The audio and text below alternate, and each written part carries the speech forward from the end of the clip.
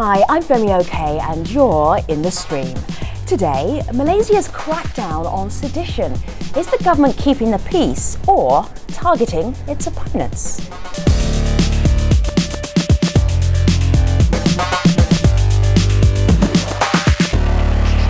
So Omar Badar is our digital producer this week, filling in for Malika Bilal. We want to give our audience just a flavour of this conversation, the things to come. What can you tell us? So the Sedition Act that we're talking about is actually so controversial it triggered competing hashtags. We have Just Here who tweeted in using the hashtag Mansu Akta Hasutan, which actually means repeal the Sedition Act, along with a selfie here, and under it says, if you have an opinion, you could be next, suggesting that the act actually targets people with dissenting opinions.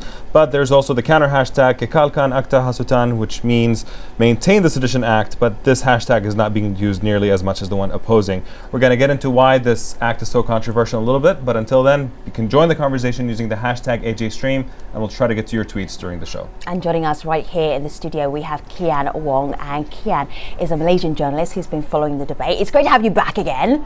Thanks. And you're going to be like a little guide through Malaysian politics, so I'm sure we're going to hear a lot from you in just a moment. But first, here's a little bit of backstory for you. In recent weeks, Malaysia has seen an increase in what the government sees as seditious speech, or speech that could be and could threaten national unity.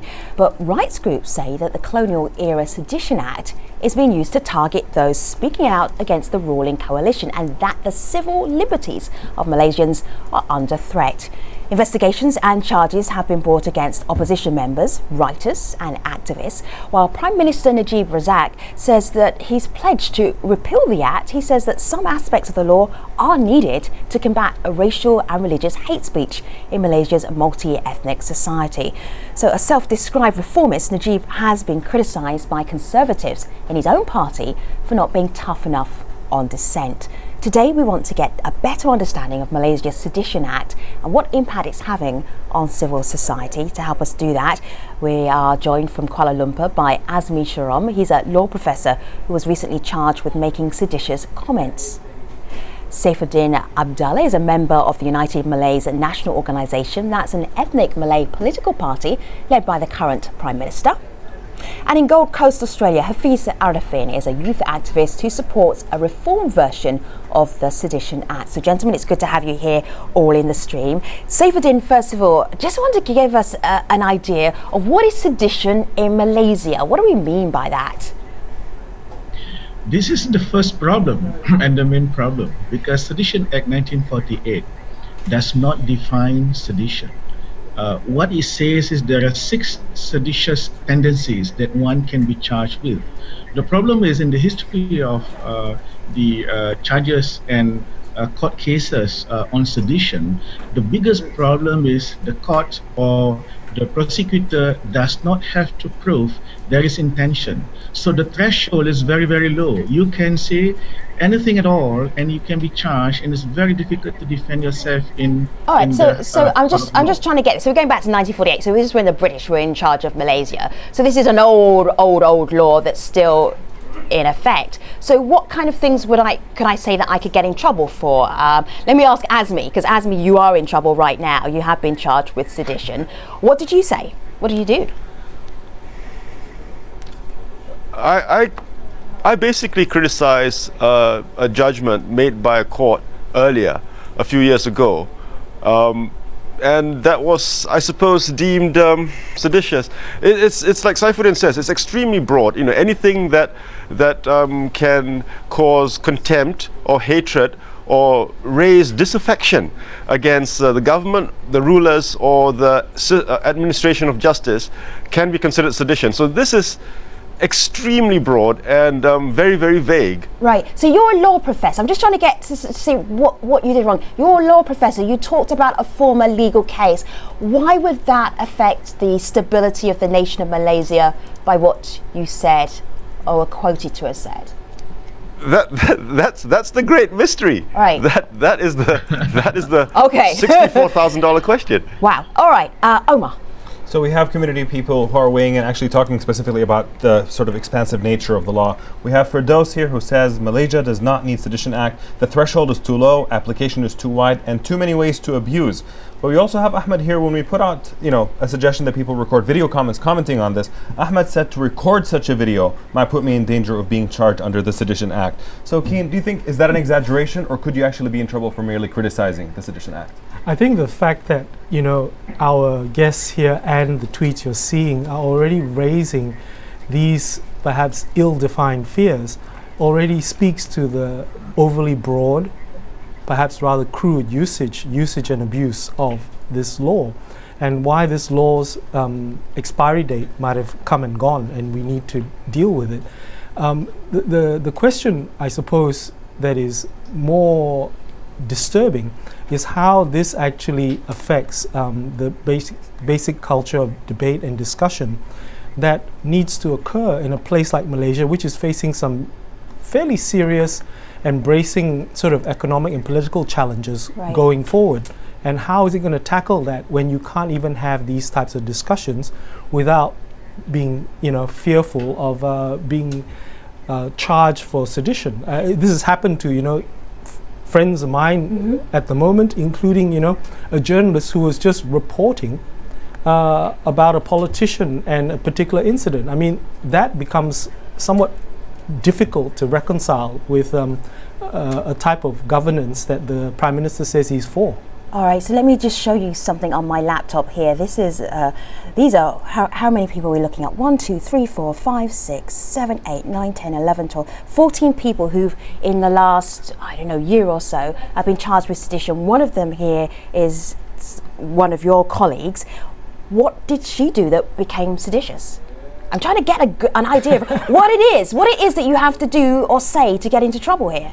I think this is what's so perplexing that, Azmi has already tried to explain. Yeah. Is I find it hard to understand as well how Susan Loon from Malaysia Kini, reporting on an event, a politician who was arrested or hauled up for doing an allegedly illegal thing by the police, basically gathering together a group of volunteers a civic-minded group of volunteers that was sponsored by the state government of Penang. Was she being critical? Are we just talking about anybody No, she was just doing a straight report. I think the report's up there online. Anyone can read it. And I would really love to know which part of that was necessarily going to bring disorder and disrepute to the state.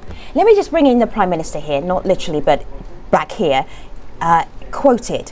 If you say something that will undermine stability in the country, then you will have to be held accountable. Saifuddin, this is your Prime Minister from your party. So can you explain what's going on with how many cases of sedition there are right now? What is your party thinking? Well, I'm no longer a Supreme Council member of the party. I don't have privy to their internal stories. But there are two things here. Number one, I think the Prime Minister is still committed to repealing the Sedition Act. He has promised this in public 3 times. But he is also surrounded by very conservative, right-wing people who are against it. I think what is needed here is really for the people to show to the Prime Minister that, at least on this score, they are with the Prime Minister in wanting to repeal the Act. Right. Okay, Omar. So we have actually people with differing opinions also here online. We have Abiola, who commented on Facebook saying, I'm in support of sedition laws against people who participate in the democratic process, and when they don't win, they embarked on a practice of undermining the elected representatives. Azmi, does this ever happen? Are there cases where some of the cases that are brought against people under this act are actually legitimate, of people who are trying to undermine the government? What do you mean by undermine the government? I mean, does saying the government is doing something wrong undermining the government? I don't see anything along those lines, actually. And at the end of the day, this whole business of maintaining the stability of the country, it's just this huge vague bogeyman which can be thrown out at any time, as if to say that this thing is so absolutely necessary, when really there's been no proof of any instability in the country in that sense, and it's just something which it's beyond belief, really. I can't see how you can justify it. Hafiz, can you justify it? Yes. there are a few cases that I may give you as an example that a very clear statement made by among our people who've been detained. For example, there's a person called Wan Hussein.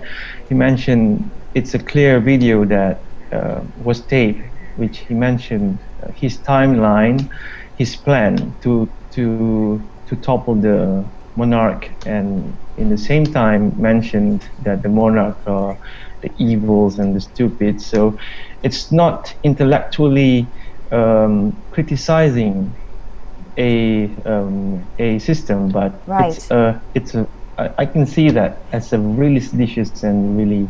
It seems like there are a lot of cases all piling up at one time, Hafiz. Can you work out, or can you explain why it would be now that there are so many cases where the government feel like they do have to use this act right now? I think that is one of the difficult questions. First is people question this Sedition Act is still relevant or not, or at the same time how the prosecution has been taking place. Sure. Now, is it relevant for you, Hafiz? At certain point, I'm seeing it as relevant. All right. But in a way, now we are moving as a progressive democracy society. So I think this act should be amended or should be harmonized to keep it balanced. Yeah. All right, I want to show. Back to your question. Yeah, go ahead, Azmi. Your question about why it's being used, I think that there's clearly a very strong political motivation here, because it's not only being used, but I would argue that it's being used selectively, and that's the key point here. All right, explain selectively. Who are actually being charged? Yeah, explain selectively. What's the selection process?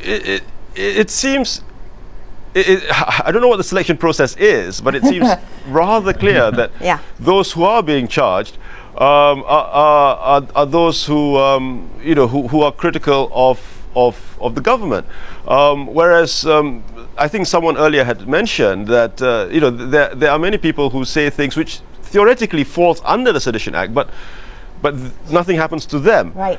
So there's this question of selectivity, which makes a bad law even worse. All right. So Azmi's actually even been charged with the Sedition Act. He doesn't even know what the selectivity is. Kian, can you help just us clarify this a little bit? What's going on? I think I'm perhaps as puzzled and far less legally rigorous as Azmi would be in trying to work this out. Yeah. But I think there's something to be said for what is really a prevailing problem within the main ruling party, UMNO, and the political fractures within the party and the infighting that's going on, and how they've had a really difficult time in trying to resolve what it constitutes to be a Malaysian in the 21st century. And we have this sort of cultural fissure, which is... I don't want to argue with you because you are Malaysian, but I'm going to anyway. Sure. What about... what about... You get charged with sedition. Yeah, I'm in trouble. Okay, what about the idea that you have a ruling party who've been in charge since 1957, which is when Malaysia got its independence from the British, and they have always been in power. Perhaps they don't want to relinquish power. Maybe this is a way of them going, okay, we just want to firm up that we're in control. That I'm just going to float that out there as an idea. I think there is a lot of sense in making that sort of argument, especially since that this is a government that's been in power for so long and familiarized with a particular set of tools. And the last elections were May, and how did the ruling party do? They didn't do so well, and they didn't do so well in the previous one's election as well in 2008. So you've got a government that is rather set in its ways, using a limited set of tools which it inherited some years ago. Right. And there's been a lack of perhaps political reform within the ruling coalition as well, which maybe is now reflected in the type of expressions they're doing now. There's a nostalgia. There's a nostalgia for... Azmi, you go first, and then Saifuddin, and then Omar is got some community stuff. So Azmi, go ahead. Yeah, there's a certain nostalgia for laws which have been repealed. The Internal Security Act, which was repealed a few years ago, and now you have people, you know, within government and outside government who kind of look at this law with this law which allows for detention without trial with a certain longing, you know, because the tools have there are less tools now, which is one of the reasons I think the Sedition Act is being used so much today. So this is the Internal Security Act. What's the relevance of that? You could actually just put somebody in prison and just leave them there?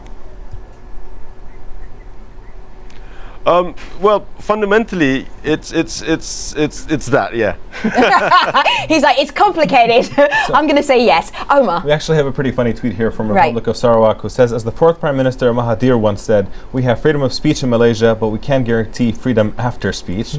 That's kind of funny. We have Shamini here, who also says, I definitely find myself thinking twice because of this law, rewarding my thoughts and sometimes maybe even censoring, but trying not to.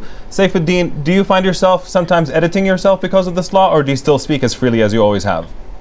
Well, I have always tried to speak as freely as I am, but you know, it's interesting. On 16th of September, I hosted a roundtable discussion, and there were about 30 people in the room, and we are discussing something I thought very innocent, like the future of Malaysia.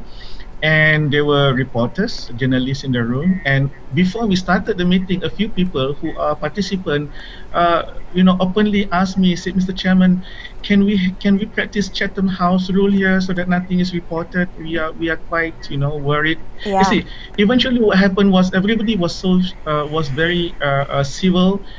Yes, we did touch a few sensitive things, but we were very polite. We were very civil. People were very reasonable, and their argument were persuasive, and they were very articulated. There was nothing seditious as far as I understand it, but already people are feeling this fear. So that is why I said one of the reasons why I'm against the Sedition Act is because it runs contrary to the very democratization process that the Prime Minister is trying to do. At least I think, is sincere in doing it. But you know, by the sudden escalation of the charges under Sedition Act, you know, we are like striking fear against any dissent. Do you know what I think is really important is the idea of what is happening then down on the ground in Malaysian society. Azmi, how is this use of the Sedition Act, how is it changing the way people live? Is it changing the way people live? What they feel they are comfortable to say? Well, you know, it took us a long time to get rid of this culture of fear. You know, for many, many years, we had laws like the Internal Security Act, and you know, Malaysians generally were afraid of speaking out. But over the last, you know, 5-6 years or so, and especially with the growth of the internet, we're finding our voice. And part of me is afraid that we're going to take a step backwards, but another part of me is quite confident that once you've tasted that, you know, that little bit of freedom, you're not going to let it go. So I think there's a certain defiance against the use of the law now, and I think there'll be pretty strong opposition to it, and the call to get rid of it, I think, will not die down. And what we're looking at right now are law students who are organised and actually protesting against the Sedition Act. In terms of what the population of Malaysia is thinking, Kian, are you tapping into that and that kind of popular thought? Where are they on this issue? I think it's very encouraging, the fact that you've had this so-called technological revolution like the internet, where lots of Malaysians are very engaged with social media and the net. And what you're seeing now is a huge explosion of the reality of Malaysia, which is that it is a culturally very diverse country, and it also has a diversity of political and social opinion. And what you have as well is also an empowerment of all sorts of groups of people, including, for instance, one group that is, you know, seldom discussed seriously, but like Muslim women are far more empowered today than they were, you know, barely a generation ago.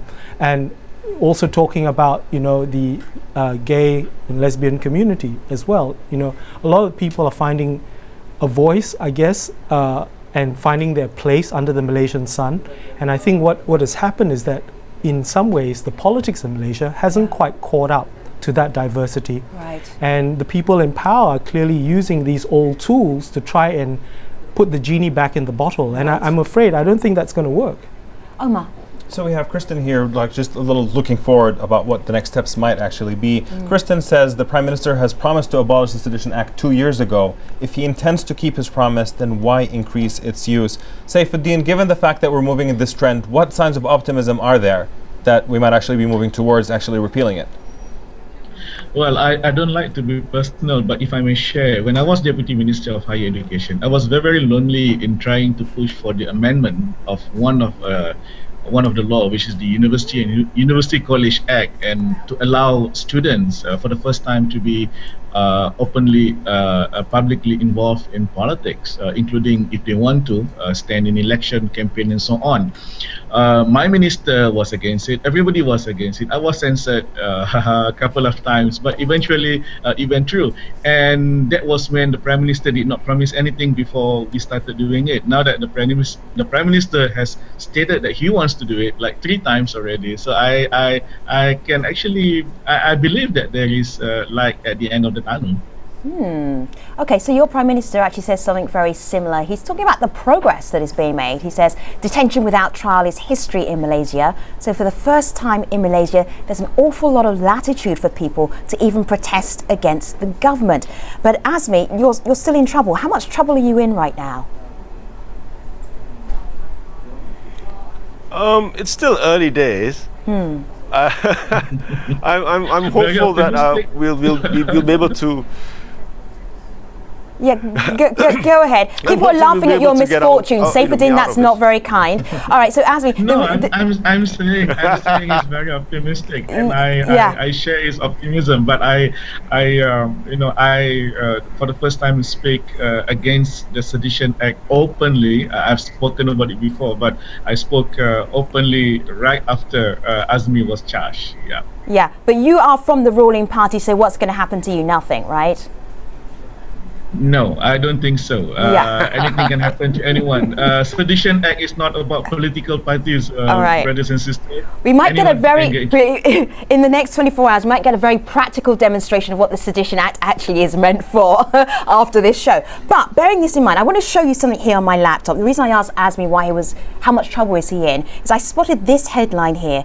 Azmi Sharom applies to challenge constitutionality of the Sedition Act. I'm going to scroll down here. Here's Azmi. Azmi, it's not as if you're not already in trouble. Why are you poking the lion with a very big stick? No, it's I think it's a perfectly valid argument, which I didn't come up with. My lawyers did. Credit where credit is due. Right. But what we're trying to say is that the act itself is unconstitutional for several reasons. Primarily that it wasn't actually made by Parliament, and our Constitution specifically says that any limitation on the freedom of expression has to be made by Parliament. So why not? Let's question the whole law itself. I don't think I'm poking any hornet's nest. I think it's a perfectly valid legal argument to make. Right, okay. All right, so let me just go back to the community and see what they're saying, what they have to add to the conversation. Omar. We have actually another funny tweet that I think would be good to wrap up with. We have Eric here who tweets in saying the Sedition Act is a leftover from the British Empire, and if it's not too much trouble, can we get the Queen to take it back? Thanks. Wow. Okay, so Kian, do you feel we've unpacked this? I mean, you are our guy through Malaysian politics. Have we done a good job? Or it seems to me it's quite confusing for Malaysians, so why wouldn't it be confusing for us? Exactly. But I think we have a sort of regional context as well. Yeah. How you have this great unraveling of a lot of the old dispensation, if you like, of the old post-colonial compromises. So it's happening in Malaysia as well. It's the question of how does Malaysia deal with this. All right, Kian Wong, you just heard from him. Saifuddin Abdullah, Azmi Sharom, Hafiz Arifin, we are taking them to the post-show stream.aljazeera.com. Let me tell you about our next programme. A group of intelligence officers in the Israeli army are refusing to spy on Palestinians. We will have that story on the next AJ stream. Until then, I'll see you online. stream.aljazeera.com. Thanks for watching.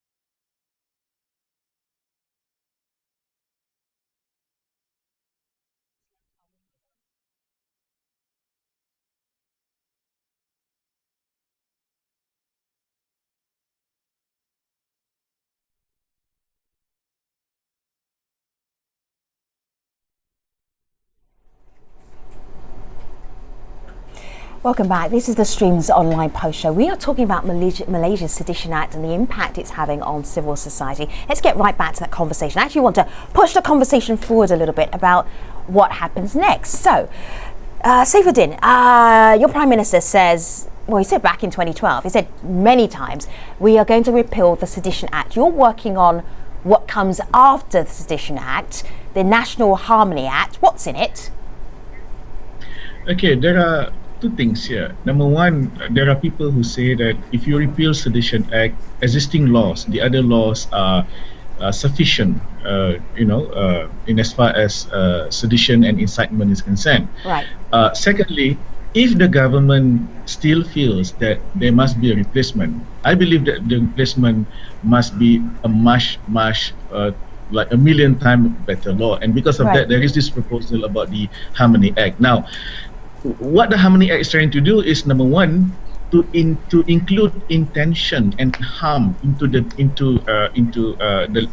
law, so that you can't be charged simply by saying certain things. You must prove that there is intention, and because of that, we try to balance between there is a need for a law and there is a guarantee for freedom of speech and expression. I know it's difficult, but it is difficult. It's difficult to kind of get your head around it. Do you know what Kian said? Kian says, I don't think anybody really understands it very well anyway. No, I don't think it's, the problem here, I think if we take a few steps back and recalibrate this, the real problem for me is that there's a huge contest on right now, not just in Malaysia, in Indonesia and Thailand as well, but we won't go into there. But in Malaysia, about what constitutes the Malaysian nation in the 21st century. What do we mean by being Malaysian? And this is something that everyone is quite divisive about, whether you ask people in the Islamist Party PAS, which is having a big meeting right now, or you ask people but I don't understand what that's got to do with criticizing. Well, you see, the thing is, if you try and argue that something is seditious, something that would bring disrepute or disorder to the state, then you are somehow assuming that there are certain out of boundary areas that you're not supposed to go, and that is in many ways defined by what you mean by Malaysian culture. Okay, Omar. So we talked a little about this National Harmony Act that could replace this, and we have Muhammad here on Facebook who actually does not have much hope that it would be any different. He says this act is absolutely targeting everyone who dares to critique or make any comments about our corrupt government, from the Internal Security Act, that was the one that was repealed a couple of years ago, to the latest National Harmony Act. They all have the same agenda. And then we have Sagar here who says it is important to consider how a law may be misused than how it may be used while framing it. So Azmi, do you have any concerns that maybe the government could be trying to pass a law that would be very similar to this, but just with better PR to make it easier for people to accept it? I haven't actually seen the entire bill. I do know that the people who were drafting it, including Saifuddin, are pretty level-headed. I can't imagine it being much worse than the Sedition Act. Personally, I would actually prefer to just, we've got to be very, very limited. The kind of laws to control expression has to be very limited to, say, incitement to violence, maybe hate speech.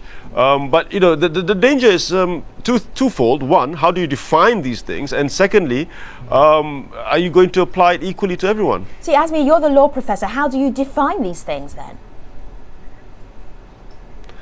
That's the trouble. I mean, like I said, personally, I would like to have a much more open system where if someone says something and you don't like it, you just argue against it. I mean, this is the foundations of any sort of democracy, a mature democracy. The danger of trying to define something is that you might paint yourself into a corner, or you make it too broad. It's discourse, open civil discourse is really the only way forward. Yeah, I agree in totality with Azmi. I think if you want to be a mature democracy, we should actually widen the public sphere, allow people to have different opinions. I think we should be celebrating the contestation of ideas. I mean, people can say bad things about you. Well, sometimes don't take it personal. Be a bit open about it. Have fun being bashed by people sometimes. And what is more important is allow people to speak up. and the best ideas will only prevail.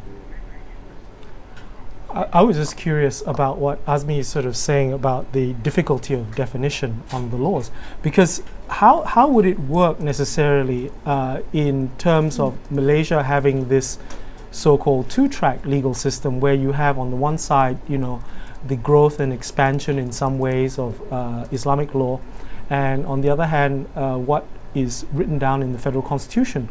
Who is going to determine which part will apply to what particular circumstance? I mean, there seems to be some confusion and dispute here, which the state, the government itself, doesn't seem very clear about.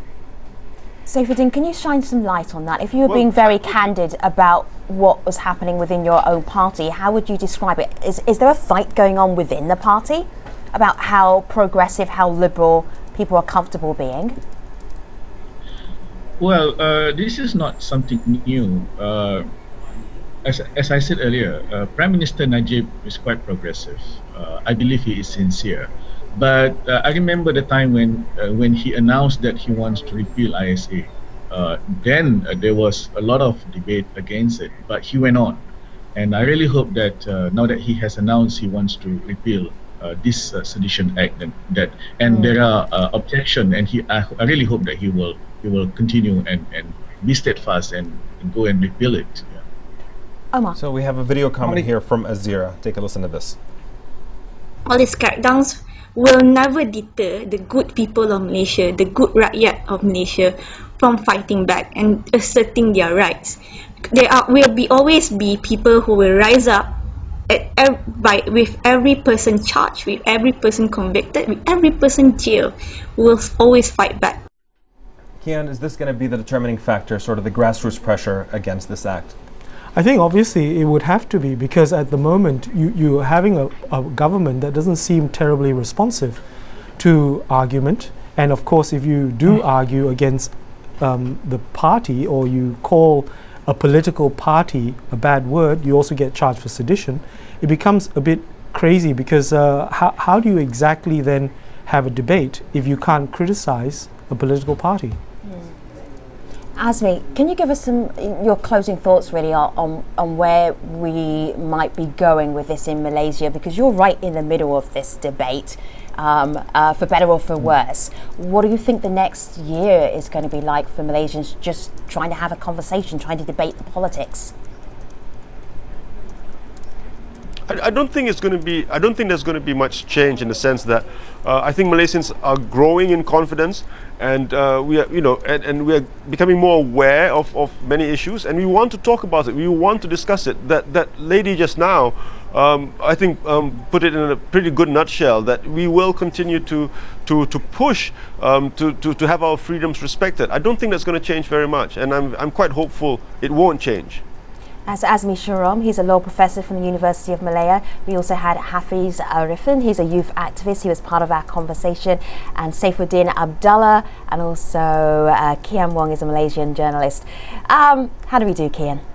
You did well. It was great. Yeah? It was good. I mean, you cannot talk till the cows come home, but... Yeah. We'll see what happens. We'll see you next exactly. time. All right, wrapping up from the community, Omar. We have a couple of closing thoughts here from the community. We have Azira here again, who just actually sent that video comment. She was talking about her general comments about this. She says, it is also perceived, talking about the act, as a preemptive strike against civil society from continuing advocacy to unearth government misconduct. All right, so what we'll be doing on the next AJ stream? Well, on the next show, a group of intelligence officers in the Israeli army are refusing to spy on Palestinians. We'll have more on that in the next AJ stream. Until then, I'll see you online. Thanks for watching.